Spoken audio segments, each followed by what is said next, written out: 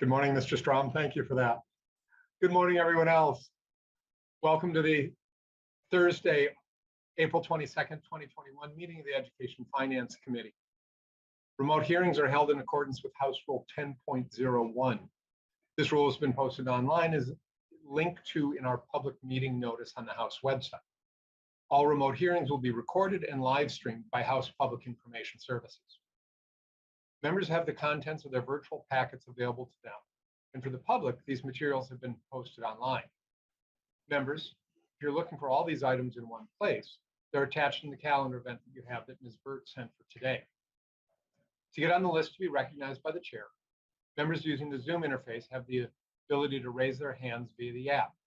Ms. Burt will place your name on the list to be recognized. Ms. Sunderland, would you please call the roll? Chair Dabney. Present. Vice Chair Sandstead. Present. Representative Kresha. Present. Representative Bennett. Present. Representative Daniels. Present. Representative Damath. Present. Representative Drazkowski. Present. Representative Erickson. Present. Representative Feist. Present. Representative Jordan. Present. Representative Marquardt is excused. Representative Mueller. Present. Representative Richardson. Present. Representative Thompson. Representative Thompson. Representative Wolgamott. Wolgamott, present. Representative Zhang. Present. Representative Joachim. Present. And that is the roll, and we do have a quorum. Excellent. Thank you very much, Ms. Sunderland. Representative Feist, have you had the opportunity to review the minutes from Thursday, April 8th? And if so, would you like to move approval of those minutes? Yes, Mr. Chair, I have reviewed those minutes and I so move those minutes. Excellent. Any discussion to the Feist amendment? Hearing none. All those in favor of this Feist motion approving the minutes of Thursday, April 8th, please signify by saying aye. Aye. Aye. Opposed, say no. Motion prevails. Thank you, Representative Feist. Members, today we're going to hear the provisions in House File 600, the Cannabis Omnibus Bill, that relate to education. Members, the sections are listed on your agenda. We'll be discussing those provisions and hearing public testimony relating to those provisions. We did not receive any amendments yesterday. Our intention is to vote to refer this bill to the Public Safety Committee by 9:25 a.m. Are there any questions about our agenda today? Okay. Representative Jordan, would you like to make a motion to move House File 600 to be before the committee with a recommendation to be referred to the Public Safety Committee? So moved, Mr. Chair. Thank you very much. Welcome to the Education Finance Committee, Mr. Majority Leader. You've got the floor. Please introduce your bill. Thank you, Mr. Chair and members, and thank you particularly for being here bright and early after a long night last night in the middle of a long week with a lot of late nights. I appreciate your time and attention to this important issue. House File 600 creates a system for cannabis regulation, legalization, and criminal expungement. It seeks to right many of the past wrongs that have been caused by a war on drugs that has been based on false information related to the dangers of cannabis in part, and has unfortunately led to the over-policing and over-targeting of certain communities in Minnesota, particularly communities of color. Minnesotans use cannabis. About 680,000 Minnesotans use it every year, or at least try it. Students across the nation report that cannabis is currently easily or very easily available to them.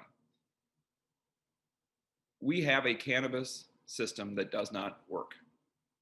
The goal of this bill not only is to address racial injustice and criminal justice reform, it is also to better educate children about the actual dangers of cannabis, better control the cannabis marketplace so that rather than having an illicit marketplace in which children and adults have an illegal distribution network that has many dangers, we can create a system in which every bit of cannabis is tracked from seed to final sale.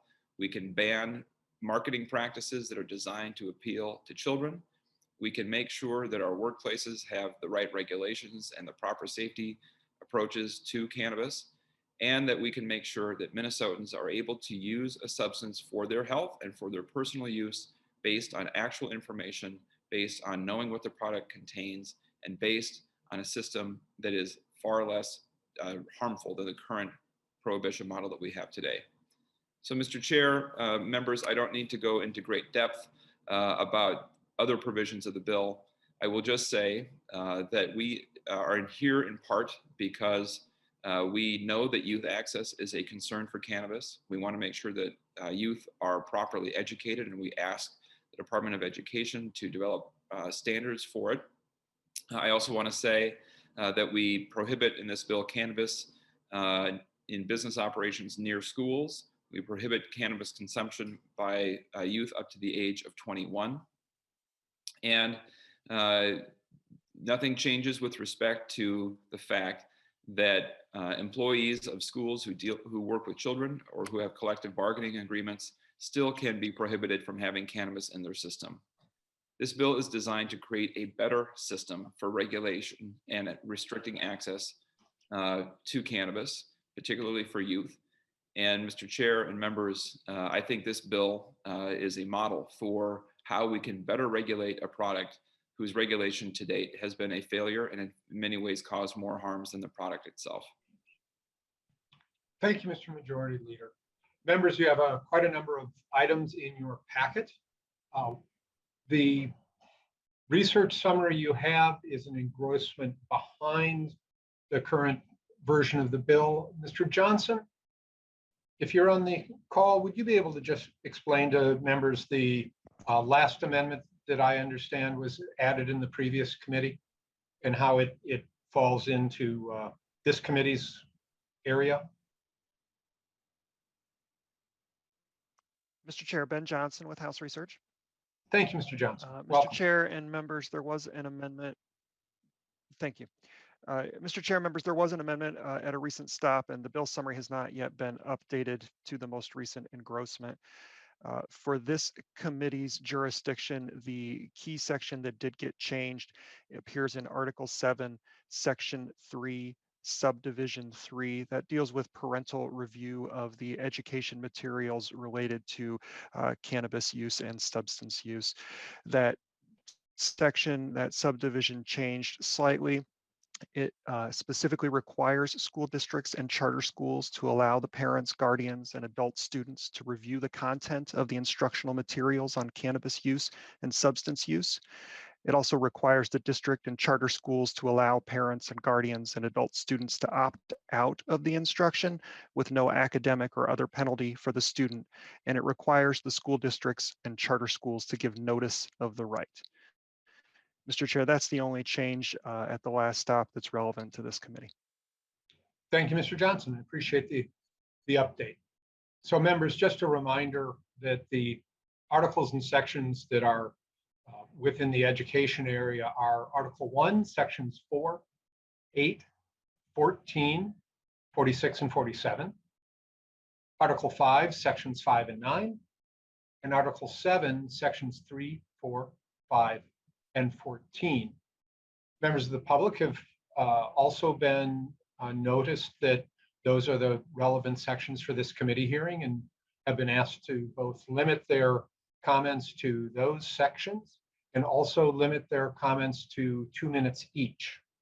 For members of the public who've signed up to testify today, pardon me, in the chat, you will see when there is 1 minute left in your time and then 30 seconds.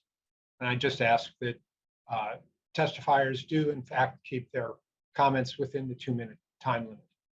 I have a list, excuse me, fairly lengthy list. So with that, I'll start with Andrea Jones, please. Ms. Jones, please introduce yourself to the committee and then proceed with your testimony.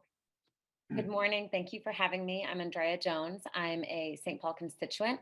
I have 3 children in the K through 12 public school system in St. Paul, and I am in support of this bill. I think that legalizing and decriminalizing cannabis in Minnesota is not just showing our ability to be with the times and support what is not only going to bring increased revenue for what could be earmarked for school systems, but also address racial injustice that has been obviously prevalent here and needs to be acted on and continued to be moved forward.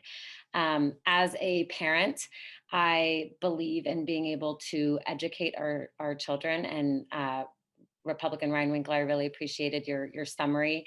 The fact that I personally remember what it was like to be in driver's ed some years ago. I grew up in Virginia, and learning about the dangers of drinking and driving and learning about what alcohol does to the body. And I think that having a well-regulated and legal market that provides education for not just the prevention of substance use, but allows to have a very candid conversation about what does happen, how is it impaired, and I'm really in support of this bill. So I hope that you guys hear me, and I know it's a pleasure to be able to kick off the conversation. Thank you, Ms. Jones. Next, Susan Nickleby, School Nurse Organization of Minnesota.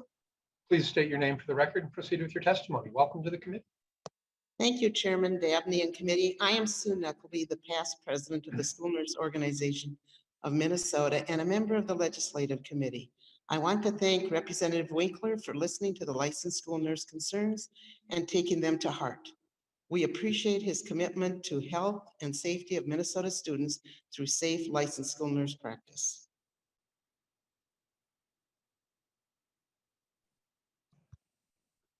Thank you, Ms. Nickleby. Next is Jasmine Bolden. Ms. Bolden, please state your name for the record. Welcome to the committee. Proceed with your testimony. Hello, I am Jasmine Bolden. I am a middle school teacher at Community of Peace Academy in St. Paul, Minnesota. Some of the reasons I really am for this bill are for educational purposes for our students.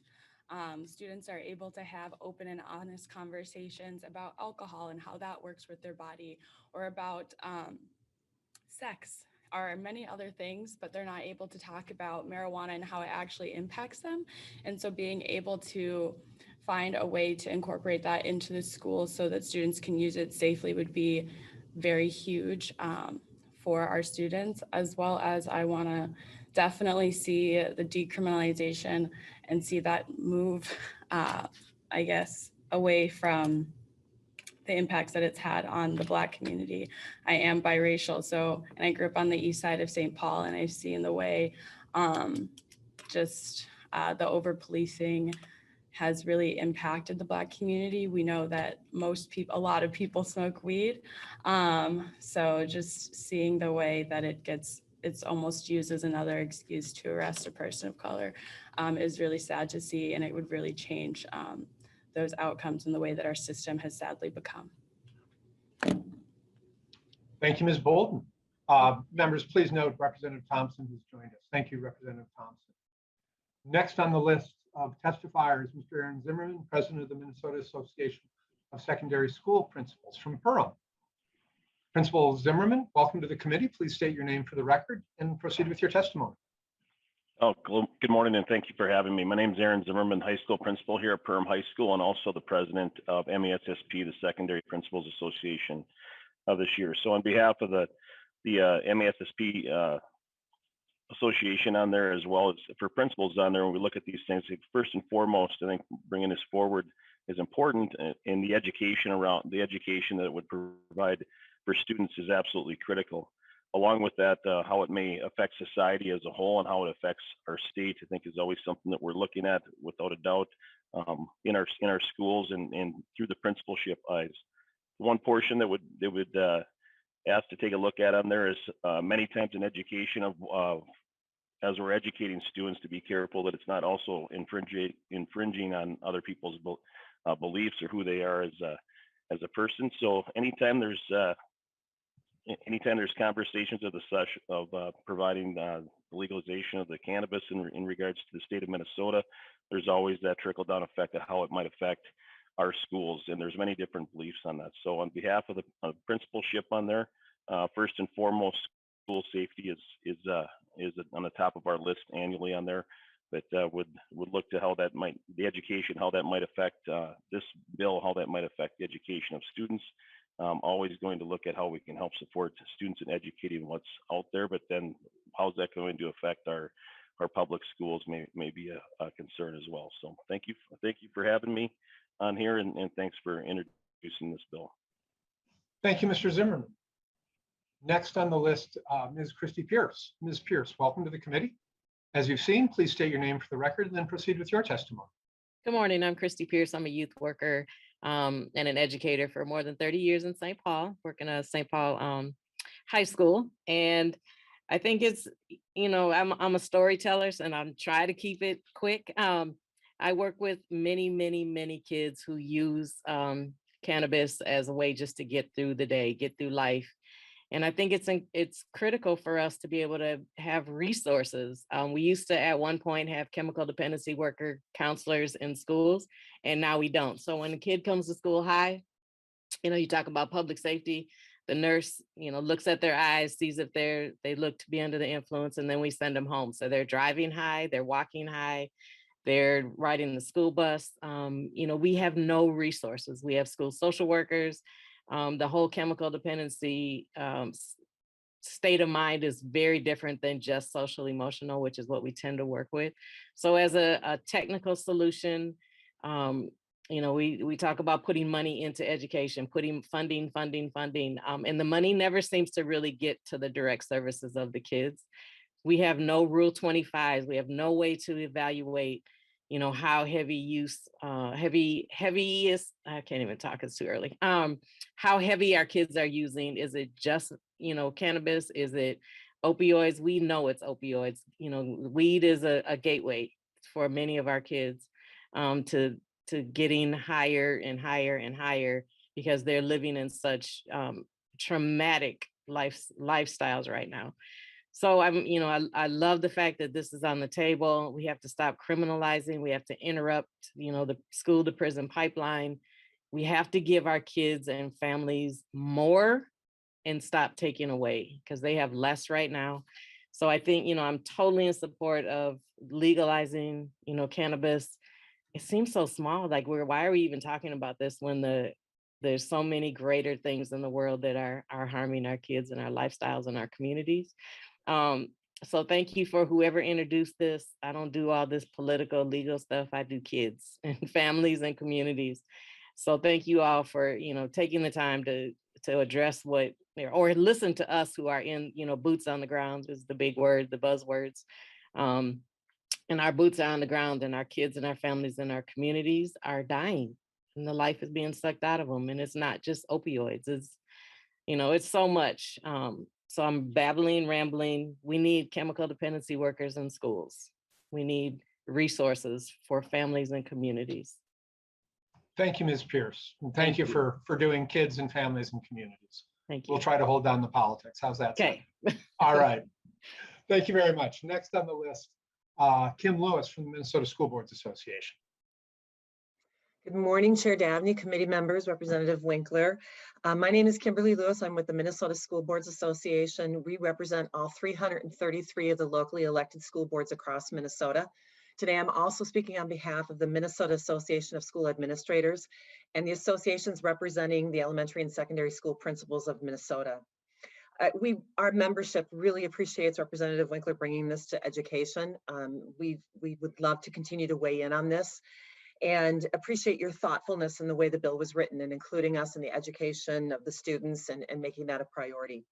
However, we do still have significant concerns relating to cannabis or medical marijuana possession and the use of it on or near school property. We understand and appreciate the delicate balance that legality and patient outcomes have to play. However, we'd be remiss if we didn't understand that it is still in violation of federal law. Even if students are registered medical marijuana patients, schools are still prohibited from having a controlled substance on our school grounds. The federal government bans the possession or use of all illegal drugs, including state legal medical cannabis within 1,000 feet of any school. Any school district that chooses to allow their students to possess cannabis or medical marijuana is violating that law, and it could potentially lead to the elimination of federal funds. And when we look at the federal funds that have come in this past year for COVID, et cetera, the risk of losing those funds is just simply too great at this point. Without an indemnification from the state, from our schools, and the reimbursement of any lost federal funds, our membership just cannot support the legislation at this time. In addition to the financial implications, there isn't an employment component to this for our schools. Our licensed school nurses, if asked to administer cannabis to students, would be putting their licenses in jeopardy and thus creating a staffing concern for us in the districts. We are more than grateful for the opportunity for education to weigh in on this, and because the scope of this bill is so complex, we would love to see a task force or working group that would include more of the education folks, special education, parents, students, administrators, other groups, to sit down and really understand the potential issues and protections of bringing cannabis into the schools via education, or having the students be more aware of it. So, Mr. Chair and Thank you, Ms. Representative Lewis. Winkler, we appreciate your time. Thank you.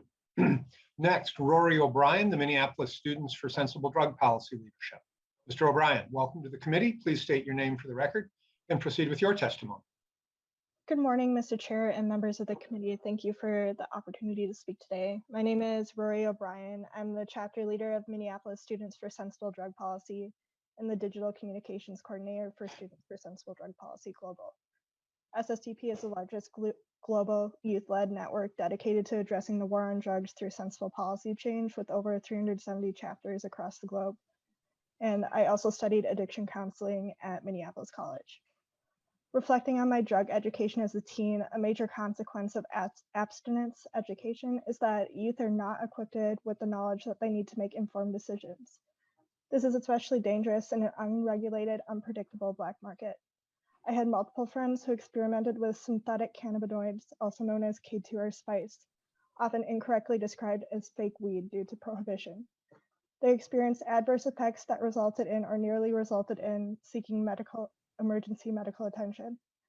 In classes, we were not educated about synthetic cannabinoids nor how it differs from cannabis, and because the education was so focused on abstinence, the only way to find out was through experimenting yourself.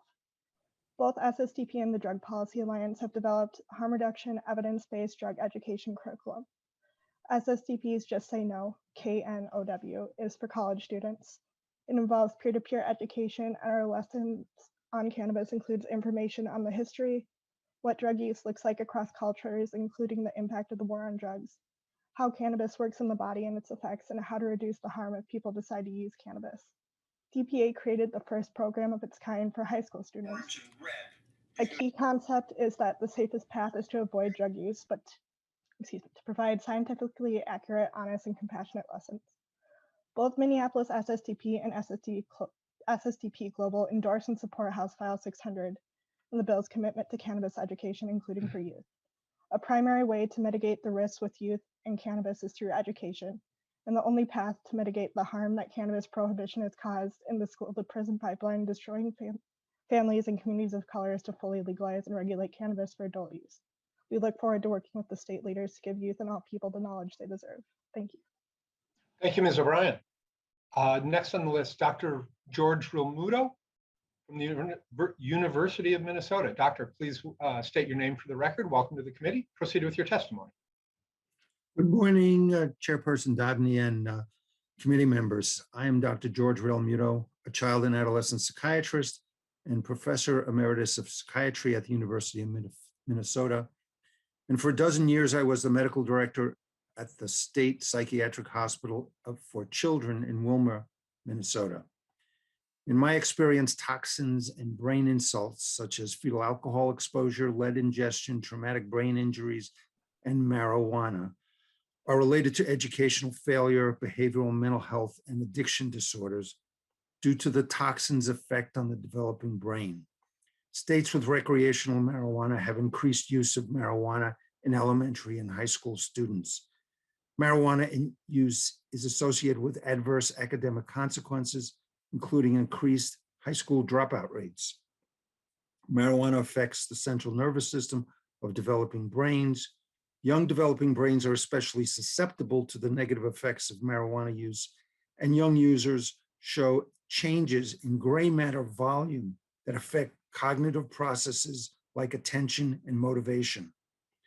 It has been shown that in states with recreational marijuana, there is a large increase in marijuana use by pregnant women. And the children affected by marijuana use in pregnancy, when followed into middle school, showed negative cognitive, behavioral, emotional, and mental health effects. Marijuana also has negative academic effects in college students. Finally, a study from the University of Minnesota Institute of Child Development published this month showed in their extensive twin registry,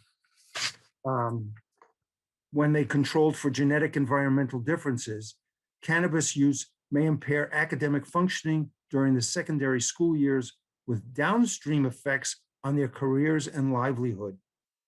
Education, prevention, and early intervention are necessary to be put in place prior to commercialization of marijuana.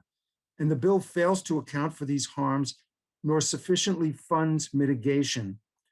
And the age of use should be changed to age 25 to prevent toxin effects on the brain. Thank you.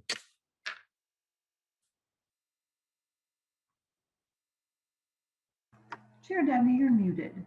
How did that happen? Thank you, Dr. Ilmuto. Next on the list, Cynthia Gomez. Ms. Gomez, welcome to the committee. Please state your name for the record and proceed with your testimony.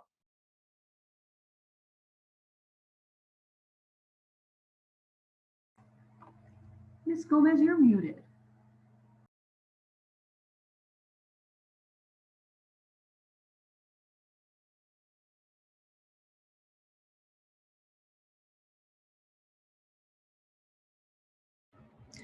I'm glad you put me after the professor. Very glad.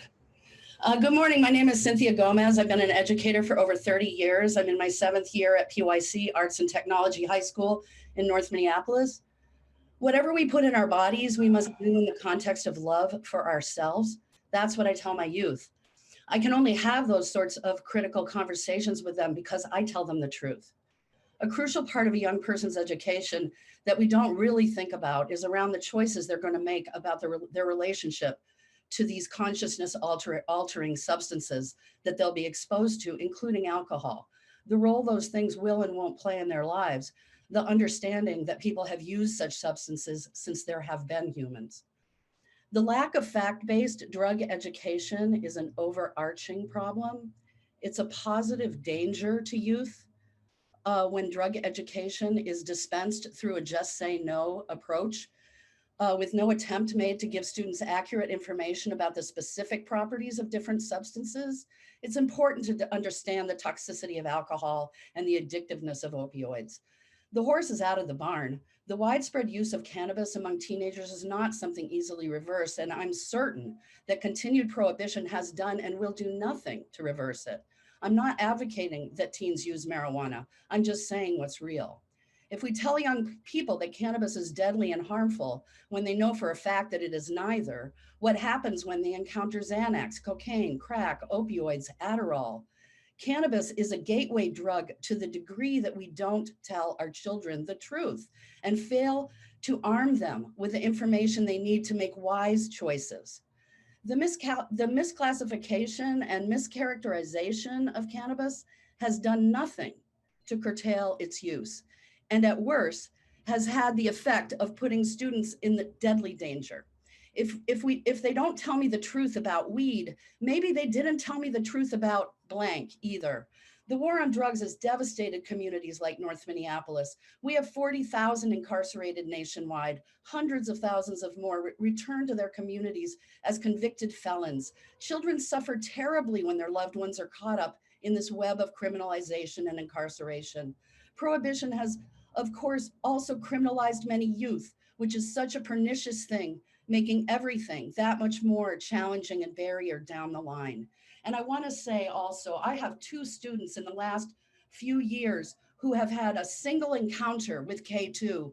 that adulterated cannabis product and have permanent seizure disorders. The availability of these adulterated products is one of the consequences of an unregulated black market. The legalization of cannabis would kill K2 and it would save children's lives. So thank you very much for your time. Thank you, Ms. Gomez. Next on the list, Beth Gendler. Ms. Gendler, welcome to the committee. Please state your name for the record and proceed with your testimony.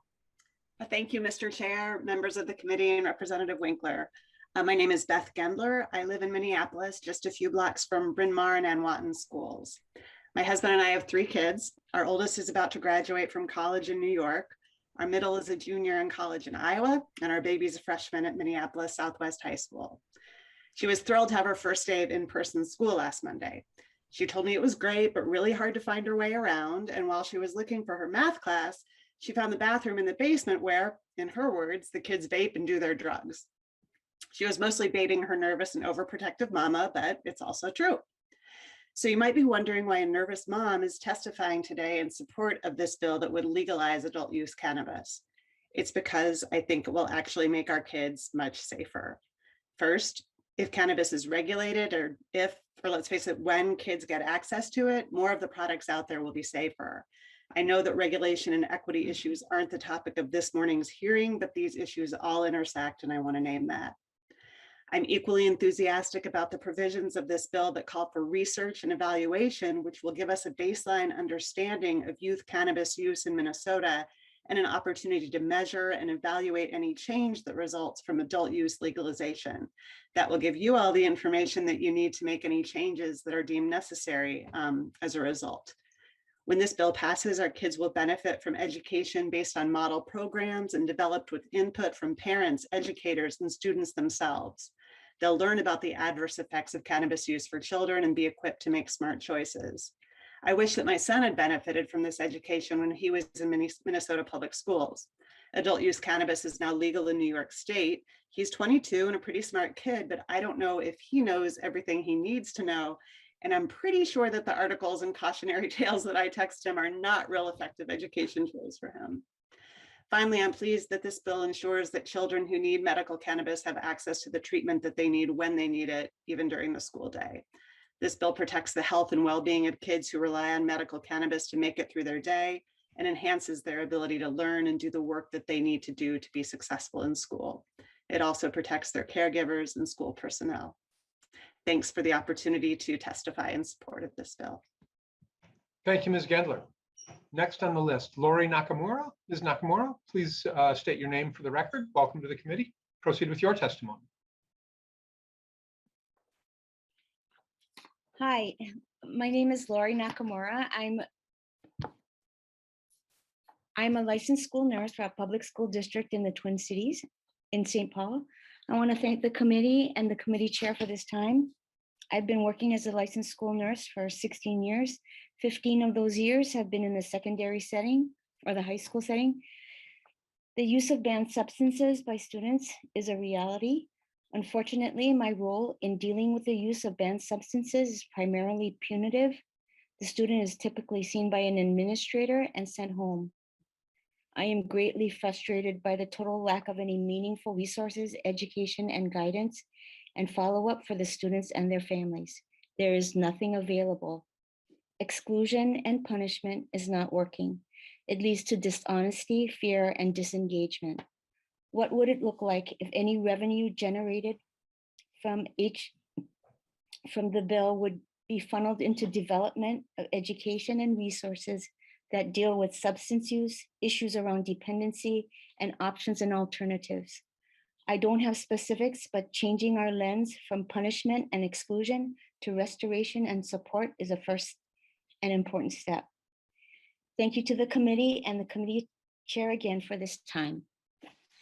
Thank you, Ms. Nakamura. Last individual on the list that I have is Layli Fatehi. Ms. Fatehi with Minnesotans for Responsible Marijuana Regulation. Please welcome to the committee. Please state your name for the record and proceed with your testimony. Thank you, Mr. Chair and members. My name is Layli Fatehi, and I am the campaign manager for Minnesotans for Responsible Marijuana Regulation. We're a statewide, multi-partisan campaign organized by leaders from state and local government, a broad range of nonprofit organizations, Minnesota's business community, organized labor, and more. I'm on the agenda today because I was going to read to you testimony that was prepared by a public school teacher who is currently undergoing cancer treatment and using cannabis as part of her treatment to treat pain related to her cancer. She wanted to offer her testimony anonymously because of her fear that it could jeopardize her job or otherwise her standing with her school's administration to testify today. Unfortunately, she must have had something else come up and was not able to send me her written testimony in time, but I wanted to still appear before you to let you know that she wasn't the only educator that reached out saying that they wanted to testify today in support of HF 600, but had concerns or fears about doing so. These were educators, most of them public school teachers that wanted to testify, like many of the testifiers today have, about the ways in which our existing cannabis policies aren't adequate to protect our kids from underage substance use and from the use of cannabis. I know that members of this committee value the perspective and the opinions of our educators on what they see as working or not working for our students as they're interacting with them, and that you likely share my concerns now, knowing that there are many additional teachers that have a perspective in support of this bill, but have felt uncomfortable testifying to that effect. So I just wanted to let you know that we are working on helping those educators to communicate their perspectives to you in a manner in which they are comfortable. So you can expect from us in the coming days either some kind of written anonymous testimony or other outreach from some of these educators that we were not able to make accommodations for today. Thank you. Thank you, Ms. Fatahi. Members, that concludes the previously scheduled testimony, a mix of testifiers. Now, member questions.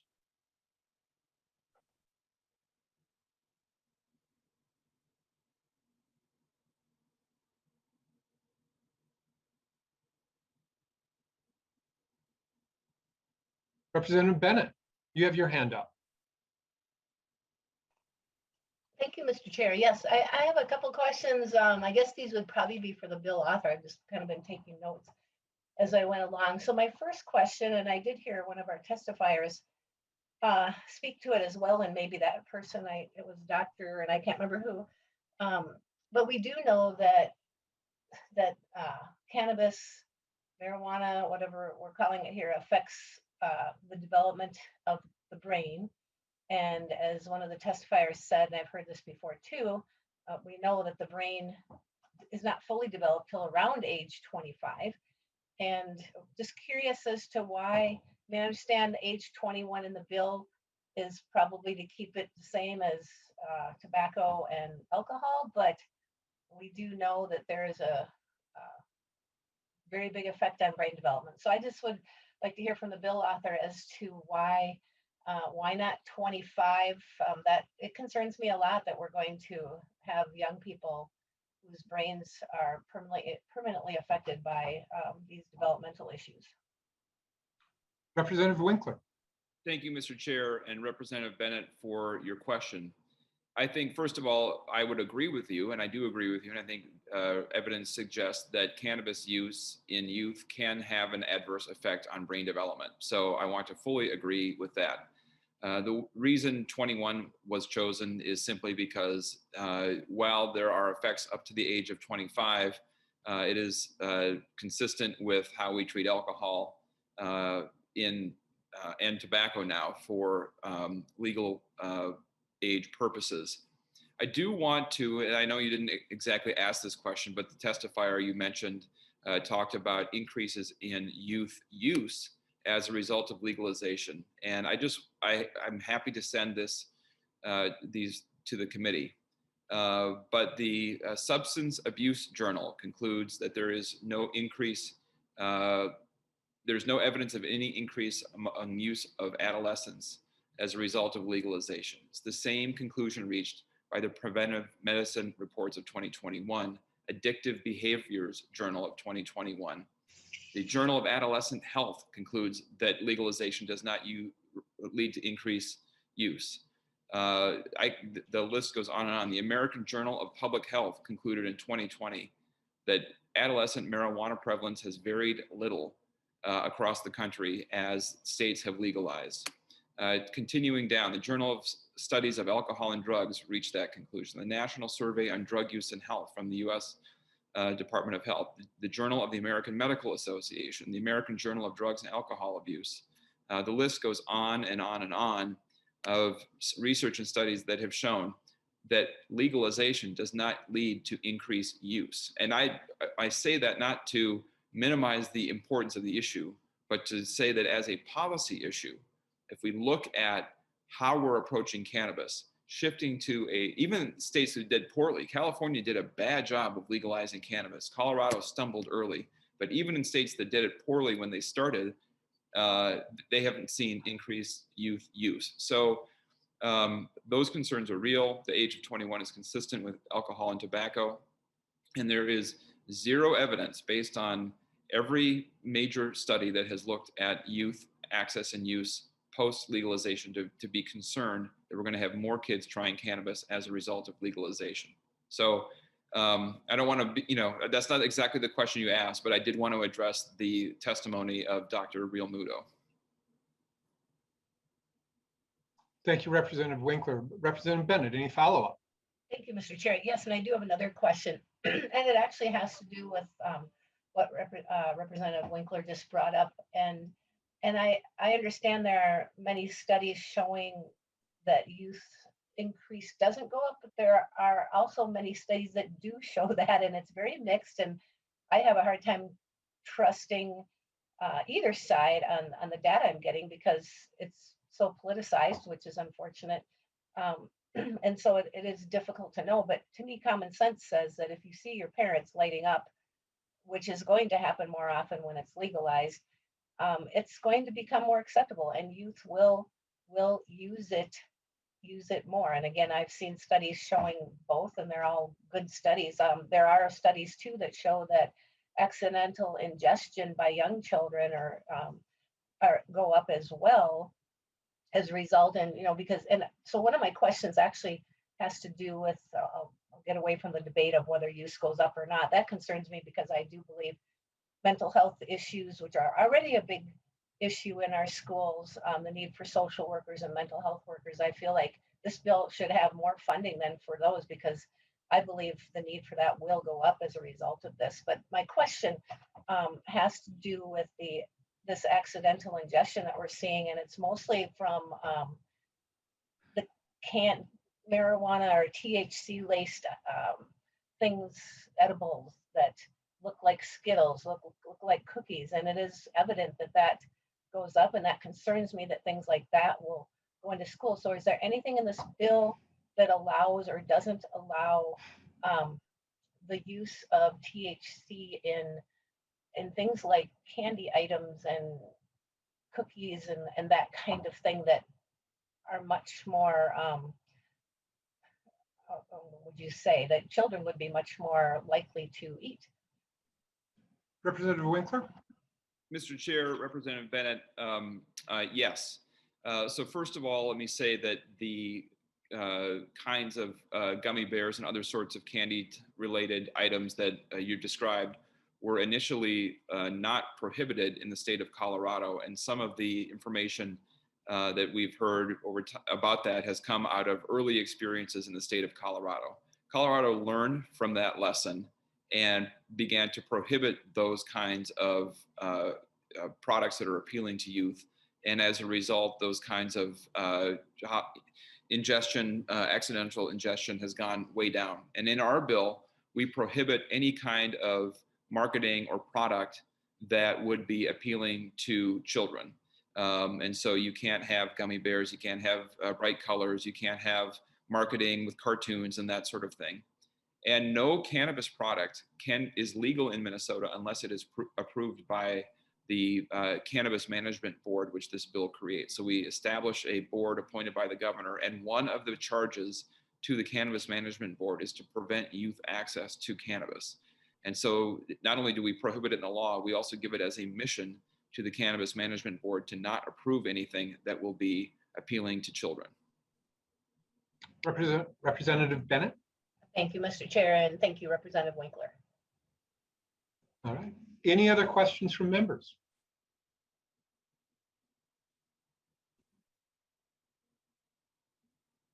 Representative Daniels. Thank you, Chair. I was just doing a little Googling while we're starting our committee, and I found kind of an interesting piece in Wikipedia, and I just thought I'd mention that because I really don't know the answer, but it seems to be found in this little bit of information. It says a normal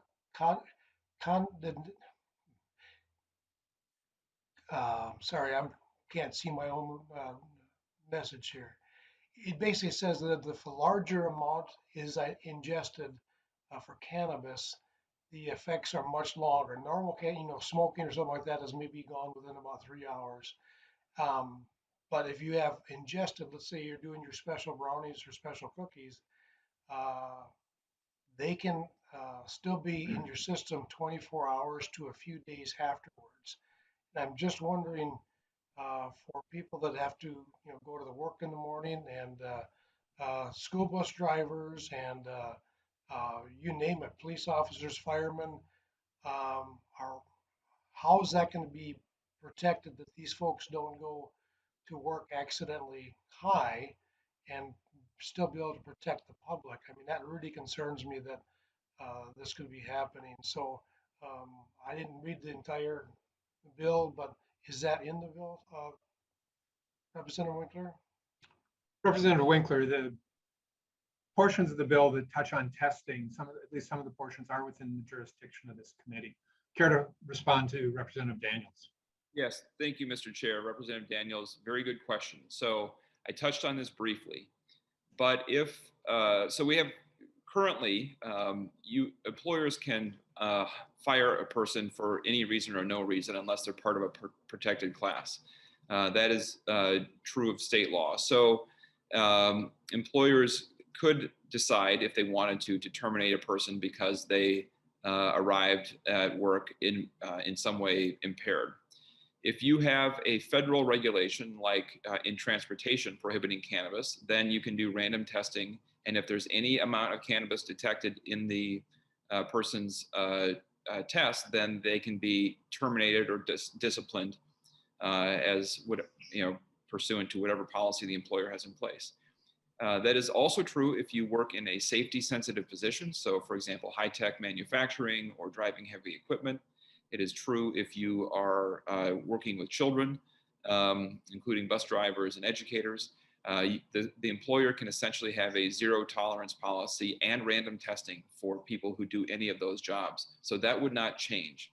The only places where it would change is if you are not in one of the categories that relate to safety sensitive, working with children, law enforcement, et cetera. So if you're any of the things that you've described, a zero cannabis policy is acceptable under this law for the employers to have in place. Representative Daniels? Yeah, just one quick follow-up. And I appreciate your answer, Representative Winkler. I'm not sure if it can actually be done to keep safety number one, but I worked at Northern Tool and Equipment in Faribault here, manufacturing plant, and I worked there for 17 years, and safety is always number one. Our CEO always came down and said, what job is worth dying for? And made the very clear point that safety is number one. Well, these people work on the assembly line in a manner where if you were impaired, you could get severely injured. So I won't ask a question, but my comment would be, I just think this opens up a whole new realm of safety hazards, and that's my concern. Is whether it be a driver or a person on a manufacturing line or some in a tool and die place where these machines don't know if you're high or not. So that's my concern, and I'll leave it at that. I think this needs a lot more discussion before we, move that bill ahead anymore. But I do thank you for bringing it forward. Other questions from members?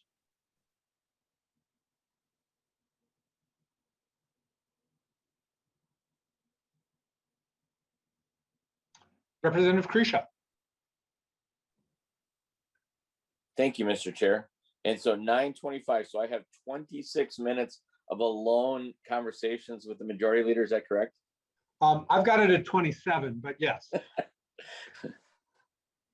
Thank you. And I apologize, my camera's not working. So Representative Winkler, I did want to make this a face-to-face, but so let me start off this way.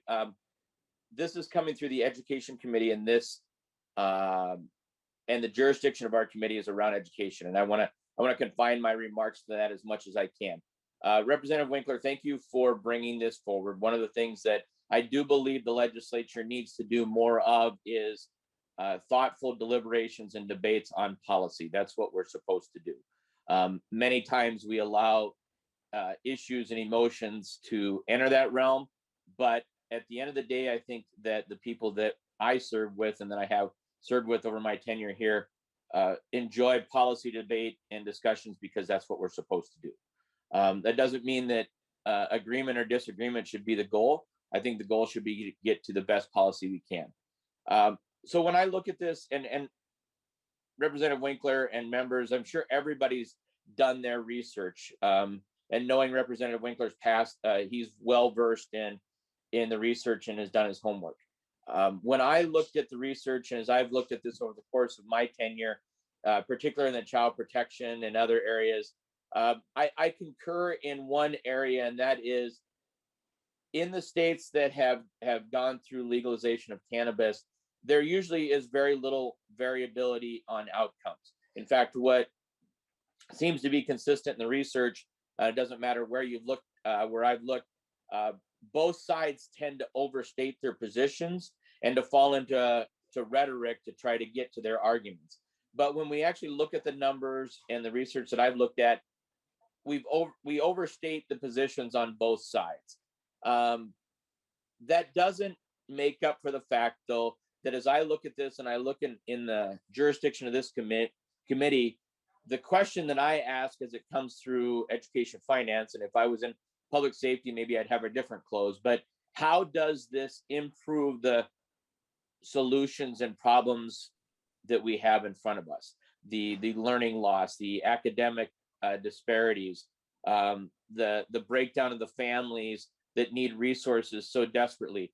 And if this policy were to go through and have very little effect on that one way or the other, or to wobble the variability on either side of those, that doesn't help me get to the solutions that I'm trying to work so hard for in education. So while I see this can be moving through in other policy areas and maybe in public safety and incarceration, there's a case to be made there. But in education, the fact that a large part of this bill has to go to resources that we anticipate later down the road will become an issue as they become the longitudinal part of studies tells me that there will be outcomes that we're going to have to deal with. One of the other things that this bill reminds me is anything we do at the legislature will have to go through the imperfections of regulatory system, bureaucrats, rulemaking, and so forth. I can think of a couple of examples, and I'll take a little bit of a tangent just to make an analogy, but we just got done debating the e-pull tabs, a situation where we thought we had an ironclad agreement, but then when it went through the imperfections of bureaucracy and so forth, latitudes happened, things occurred, and now we're having to put the toothpaste back in the tube that we can never do. The same thing will happen here. We're still dealing with human beings that suffer from biological chronic inebriations, that are stuck as a chemical experiment every day when they wake up. And we're still dealing with kids that are going to go into areas that we wish they wouldn't. And we're dealing with companies that love to use capitalistic means to increase their bottom line and their profitability. All of that will occur, and all of those mechanisms will be applied to cannabis. And those are the things that we're going to be doing. This is Representative Winkler, you're having the policy discussion, but let's not make any let's not make any false assumptions. This is the beginning of dealing with something that we already are dealing with and trying to solve. I don't think that we are going to solve any of the educational problems we've been trying to solve by legalizing cannabis, but it's an important conversation, and we need to talk about how that is going to affect education. My last closing remark on this, and obviously as an education finance, I can't support this bill and wouldn't recommend that. But I think about, even though we say there's very little variability, even though that there appears to be little change in addiction rates, and we're still waiting to see exactly what happens in the child protection and maltreatment as more and more families get access to this and how they respond with their kids. But the one piece that is stuck with me, and this is a recent thing that just happened in our community, and we all have those.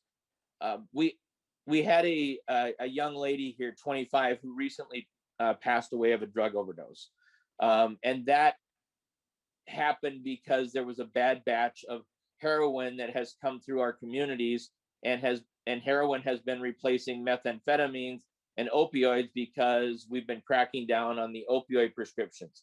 And so we have these children who are susceptible to this, and it was a very difficult situation and tough home life.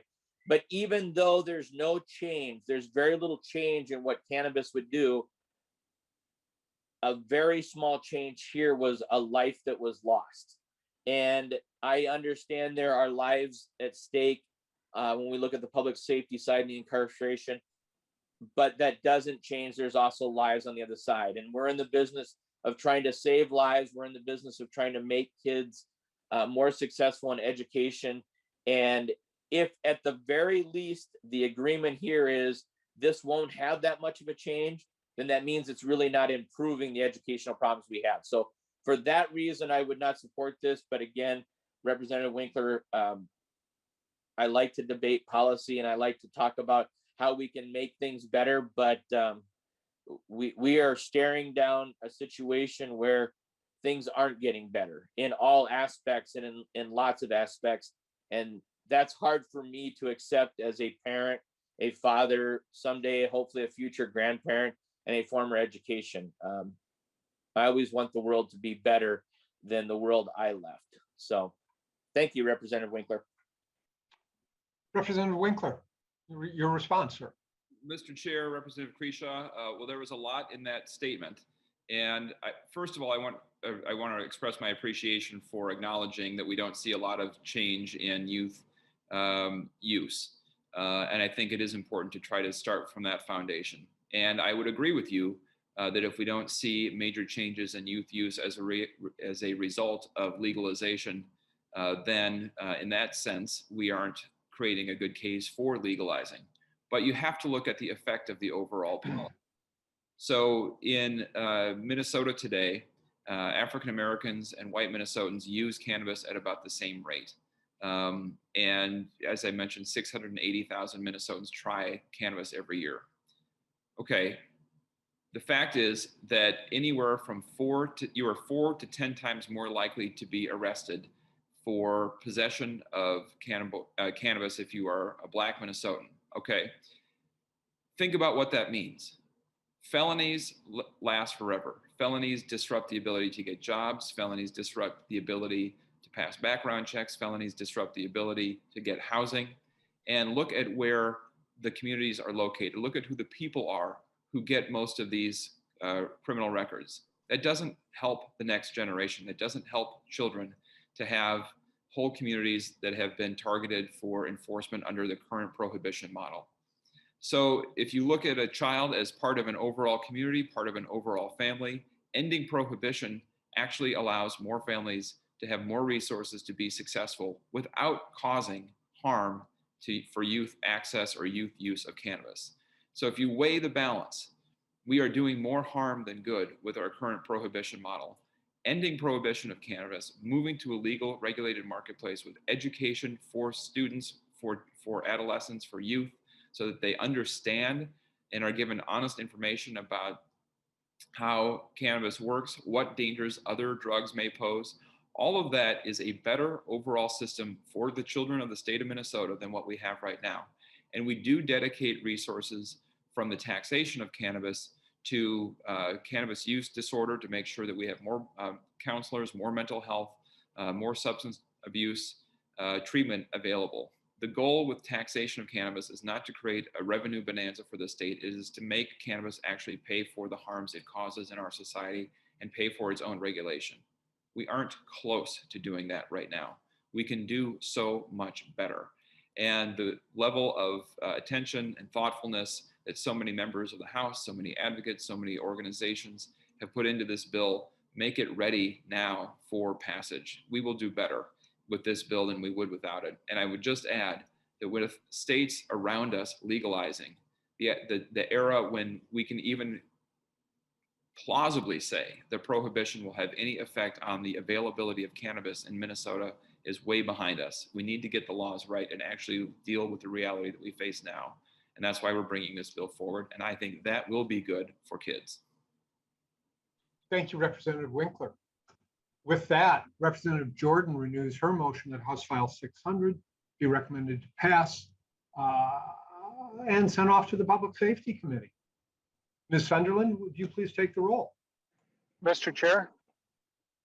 I'm sorry, who's asking for recognition? Mr. Chair, Drazkowski. Representative Drazkowski. Thank you, Mr. Chair. I think I had my hand up, but I'm not sure. I think that's a no, but Representative Drazkowski, we would have called on you earlier. Sorry. Thank you, Mr. Chair.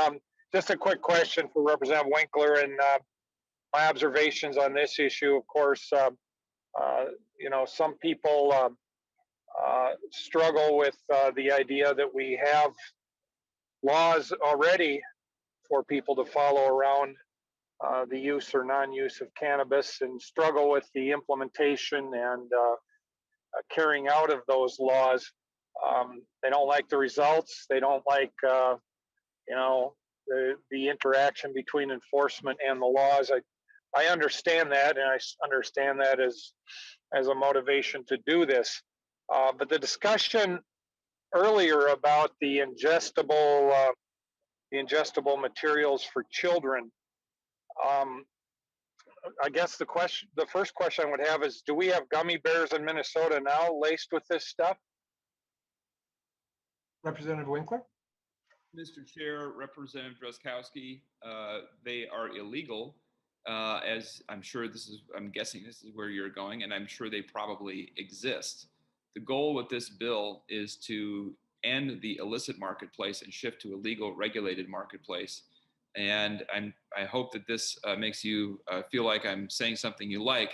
If we have the regulatory burden be too high or taxes be too high, we will make it more difficult to create a legal regulated marketplace for cannabis. That is why we have taxation relatively low. That's why we've constructed the regulatory system that we have, so that we can more easily migrate from an illicit marketplace to a legal regulated marketplace. And under that system, the goal is for the distribution of cannabis through illegal activity to be much harder and to be better policed. Representative Drazkowski, follow up?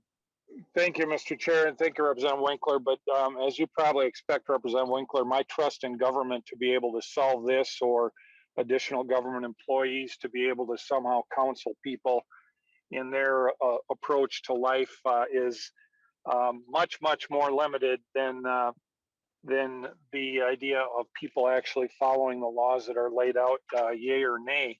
But my question really was, do we have gummy bears in Minnesota now? I mean, this ingestible stuff for kids, we've got prohibition. I suspect this stuff is flying into some of our schools now with prohibition.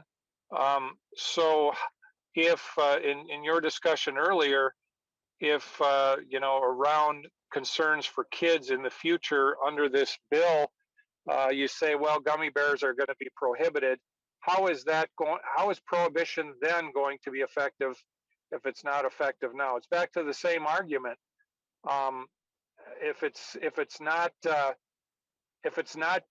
if prohibition isn't working for cannabis generally, how is the false notion of having prohibition of gummy bears under this bill going to somehow properly placate our concern, those of us that are concerned, I think probably all of us are, about the gummy bears?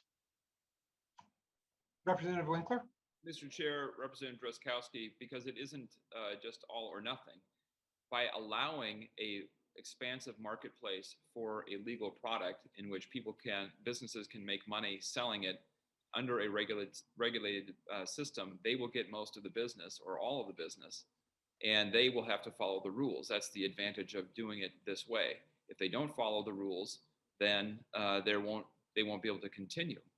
On top of that, if most of the cannabis marketplace is legal and you can't get gummy bears, it's unlikely that there will be a budding entrepreneurial system just to create cannabis gummy bears for kids in Minnesota. The marketplace won't be there. There won't be enough demand for it. The demand will be in the regulated marketplace. It's the same reason why prohibition for alcohol was a failure, because it tried to get rid of all alcohol. Regulated alcohol works, and we don't have a huge illegal marketplace for alcohol, despite the restrictions, which many people find to be overly some right now. Representative Drazkowski? Thank you, Mr. Chair, and thank you, Representative Winkler. I just think, as some of the other members have discussed before, that there's concerns with the inertia, if you will, that may come along with this being legalized, that will bring the gummy bears in anyway. It's like water flowing down the river and pulling in the tributaries. I struggle with that, and I don't see how the reassurances with, well, we're going to prohibit gummy bears, but we're going to allow this other stuff, is really going to work. And I know, your trust in government again is high, mine is low. And I think experience tells us that the government's regulation is not necessarily going to change people's behavior. It's a tough issue. I thank you for bringing the bill, and I thank you for the discussion. Thank you, Mr. Chair. Representative Winkler, any final comments? Mr. Chair, members, I just appreciate your time. The last thing I would say is something like 2/3 of Americans and Minnesotans believe in legalization. And if we continue with a criminal justice approach in which we are not properly regulating and we are criminalizing people for a product that most people think should be legal, we are undermining confidence in our overall system of criminal justice, system of government, and we only make things worse. So it's time to move forward. It's time to move forward thoughtfully and carefully, and that's what this bill represents. We don't have a choice but to move forward because the world is changing around us. We want to get ahead of it and get this done right. That's what this bill represents, and I ask for your support. Thank you, Representative Winkler. With that, Representative Jordan renews her motion that House File 600 be referred to the Public Safety Committee. With that, Ms. Sunderland, would you please take the roll? Chair Dabney. Chair votes aye. Vice Chair Sandsted. Pass. Representative Kresha. No. Representative Bennett. No. Representative Daniels. No. Representative Demuth. Demuth votes no. Representative Drazkowski. No. Representative Erickson. No. Representative Feist. Aye. Representative Jordan. Jordan, aye. Representative Marquardt is excused. Representative Mueller. Pass. Representative Richardson. Aye. Representative Thompson. Thompson, aye. Representative Wolgamott. Aye. Representative Zhang. Aye. Representative Joachim. Aye. The roll call vote yields 8. Ms. Sunderland, do you want to call Representative Sandstede and Representative Mueller again? Oh, my apologies, correct. Thank you. Vice Chair Sandstead. Pass. We are recording a pass for Vice Chair Sandstead. And Representative Marquardt, we have excused Representative Mueller. Pass. We're recording a pass for Representative Mueller. So with the 2 passes and excused, we yield a vote of 8 ayes and 6 noes. All right. Thank you very much, Ms. Sunderland. With that, members, the motion prevails. Representative Winkler, how many committees have you been to with this bill? Mr. Chair, I am not a cannabis user, but I have lost count of how many committees I have been to and I don't know how many I am going to yet. Well, next stop, public safety. Thank you, Chair. With that, members, we are anticipating at least one more hearing before the conclusion of this legislative session. So keep an eye on your email for that. Thank you to everyone who got up early this morning, and maybe a particular shout out to all the members who, as the majority leader indicated, we were up late last night passing some good public safety legislation. Thank you for this morning's deliberations. With that, we are adjourned.